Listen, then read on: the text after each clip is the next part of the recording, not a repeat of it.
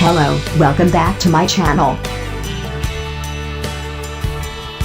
Xiaomi made headlines earlier this year when it was revealed to be joining Google's Android One program, which meant that its next phone device would ship with a stock Android experience with the latest version of the OS installed, and would continue to be updated over the next 2 years.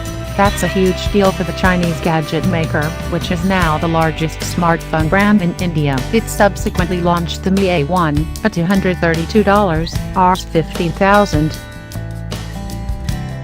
Designed the 5.5-inch A1 isn't a particularly remarkable-looking phone, especially now that there are several bezel-less options on store shelves these days. That said, it's not a bad looker, when you consider the alternatives available at around the same price, including the Moto G5s Plus, the Nokia 6 and low-end Samsung Galaxy models. It's perhaps most similar to the Mi 6, but misses out on the older flagship's beautifully curved body that's easy to grip, and has a rear-mounted fingerprint sensor instead of one on the front. The all-metal body features a fingerprint-resistant rear panel, which is actually pretty good at repelling smudges. As is now the norm, it's got antenna bands running along the top and bottom of the device on the back. I learned that it's pretty solidly built, as it didn't pick up even a scratch, after slipping out of my pants pockets a few times onto marble floors.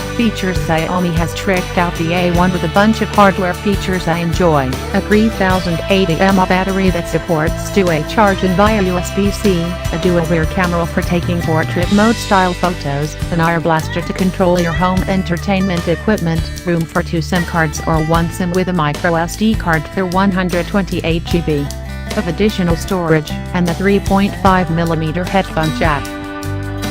Performance: the A1 is powered by a mid-range Snapdragon 625 2GHz processor that's paired with 4GB RAM, an Adreno 506 GPU, and 64GB of onboard storage. That combination allows for decent performance across most social apps, productivity tools, and browsing. You won't notice much lag when switching between apps, and the majority of them work fine in split-screen mode.